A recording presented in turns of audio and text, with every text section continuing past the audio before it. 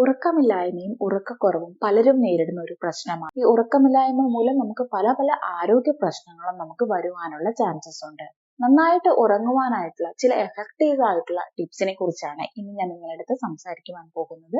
ഞാൻ ഡോക്ടർ അഞ്ജലി. ഇന്നത്തെ ഹെൽത്ത് ടിപ്സിലേക്ക് എല്ലാവർക്കും സ്വാഗതം. ഉറക്കം എന്ന് പറയുന്നത് നമ്മുടെ ശരീരവും മനസ്സും താൽക്കാലികമായിട്ടൊരു വിശ്രമാവസ്ഥയിലേക്ക് പോകുന്ന ഒരു പ്രക്രിയയാണ്. പ്രോപ്പറായിട്ടുള്ള ഉറങ്ങുന്നത് മൂലം നമുക്ക് ധാരാളം ബെനിഫിറ്റ്സ് നമുക്ക് ലഭിക്കുന്നതാണ്. നമ്മുടെ തലച്ചോറിന്റെ നല്ല രീതിയിലുള്ള പ്രവർത്തനത്തിനും അതുപോലെ തന്നെ നമ്മുടെ ശരീരത്തിലെ ഓരോ സെൽസിനും റെസ്റ്റ് ചെയ്യാനും റീസ്റ്റോർ ചെയ്യാനും ഇതുമൂലം സഹായകരമാണ്. പെട്ടെന്ന് നമുക്ക് പ്രായമാകുന്നത് കൺട്രോൾ ചെയ്യുവാനും നല്ല ഉറക്കം ലഭിക്കുന്നത് മൂലം നമുക്ക് സാധിക്കുന്നതാണ്.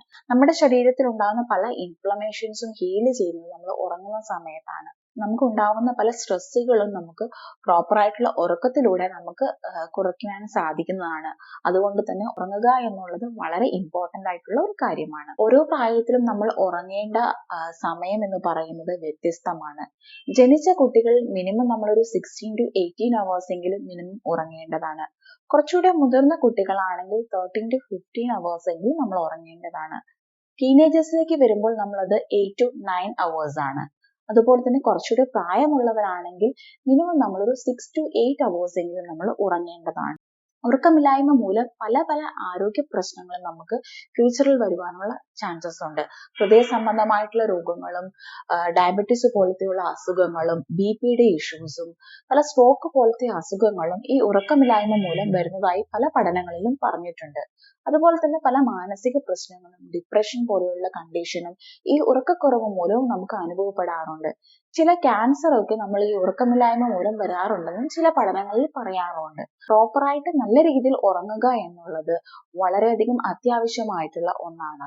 തീരെ ഉറക്കം കിട്ടാത്തതും ഉറക്കത്തിൽ പല ഡിസ്റ്റർബൻസസും ഉള്ളവര് ഈ പറയുന്ന ടിപ്സ് കറക്റ്റായിട്ട് ഫോളോ ചെയ്യുകയാണെങ്കിൽ അവർക്ക് നല്ല രീതിയിലുള്ള മാറ്റങ്ങൾ നമുക്ക് ലഭിക്കുന്നതാണ്. നല്ല ഉറക്കത്തിനായിട്ട് നമ്മൾ ഡേ ടൈമേ നമ്മൾ അതിനുള്ള പ്രിപ്പറേഷൻ സ്റ്റാർട്ട് ചെയ്യേണ്ടതാണ്.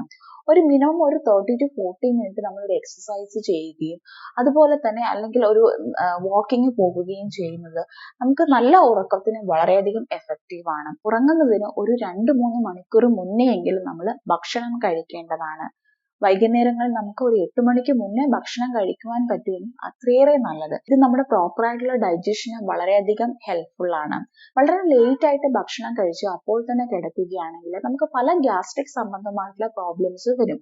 സോ കിടന്നതിന് ശേഷം ഡൈജഷൻ വളരെ ഡിലേ ആകുകയും നമുക്ക് പുളിച്ചു തകട്ടിലും നെഞ്ചരിച്ചിലും അതുപോലെ തന്നെ ബ്ലോട്ടിങ്ങും പല പല ഡിസ്റ്റർബൻസസും വരുന്നത് മൂലം തന്നെ നമുക്ക് ഉറക്കം വളരെയധികം ഡിസ്റ്റർബ്ഡ് ആയിരിക്കും. ഇത് ഒരു ഉറക്കക്കുറവിന്റെ ഒരു കാരണമാണ്. അതുകൊണ്ട് തന്നെ വളരെ നേരത്തെ ഒരു 8 മണിക്ക് മുന്നേ നമ്മൾ ഭക്ഷണം കഴിക്കുവാൻ സാധിക്കുമെങ്കിൽ അത് വളരെയധികം നല്ലതാണ്. രാത്രിയിൽ ഭക്ഷണം കഴിക്കുമ്പോൾ വളരെ ലഘുവായിട്ടും മിനിമം അളവിൽ മാത്രമേ നമ്മൾ ഭക്ഷണം കഴിക്കാൻ പാടുള്ളൂ. ഡൈജസ്റ്റ് ചെയ്യാൻ ബുദ്ധിമുട്ടുള്ളതും ഭയങ്കര സ്പൈസി ഫുഡും അല്ലെങ്കിൽ ഓയിലി ഫുഡും ഒക്കെ രാത്രി കഴിച്ചു കിടക്കുന്നത് നമ്മൾ അവോയ്ഡ് ചെയ്യേണ്ടതാണ്. ഈ ടൈമിൽ നമ്മൾ ചായയുടെയും കാപ്പിയുടെയും ഉപയോഗം ഒക്കെ നമ്മൾ അവോയ്ഡ് ചെയ്യേണ്ടതാണ്. ഇതൊക്കെ ഉറക്കക്കുറവിന് ഒരു മെയിൻ കാരണമാണ്. സോ അതുകൊണ്ട് തന്നെ ഈ ഒരു കാര്യങ്ങൾ ഒഴിവാക്കുന്നത് വളരെയധികം സഹായകരമാണ്. കൃത്യമായിട്ടുള്ളൊരു സമയം പാലിക്കുക എന്നുള്ളത് വളരെ ഇമ്പോർട്ടന്റ് ആണ്.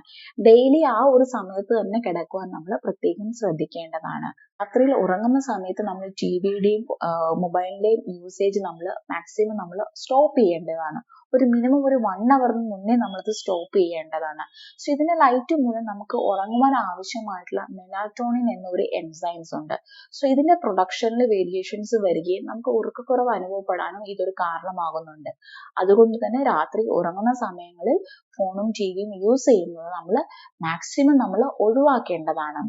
ഉറക്കം വരുന്നില്ല എന്ന് പറഞ്ഞ് നമ്മൾ ഫോൺ യൂസ് ചെയ്യുന്ന സമയത്ത് ഈ മെലാറ്റോണിൻ എൻസൈംസിന്റെ സിന്തസിസ് കുറയുകയും നമുക്ക് പിന്നീടും ഉറക്കത്തിന്റെ പ്രശ്നം നമുക്ക് പിന്നീട് കൂട്ടുവാനും ഇതൊരു കാരണമാകുന്നുണ്ട്. തീരെ ഉറക്കം കിട്ടാത്തവരാണെങ്കിൽ നമ്മൾ ഉറങ്ങുന്നതിന് മുന്നേ ഒരു വാം വാട്ടറിൽ നമ്മൾ കുളിച്ചിട്ട് കിടക്കുന്നത് നല്ല ഒരു ഉറക്കത്തിന് വളരെയധികം സഹായകരമാണ്. ചൂടുകാലത്തൊക്കെ ആണെങ്കിൽ പ്രത്യേകിച്ച് നമ്മൾ അങ്ങനെ ചെയ്തിട്ട് കിടക്കുകയാണെങ്കിൽ നമുക്ക് നല്ല രീതിയിൽ ഉറക്കം കിട്ടാൻ വേണ്ടിയിട്ട് ഇത് സഹായകരമാണ്. ഉറങ്ങുമ്പോൾ എപ്പോഴും നമുക്ക് കംഫർട്ടബിൾ ആയിട്ടുള്ള ഒരു റൂമും ബെഡും വളരെയധികം അത്യാവശ്യമാണ്.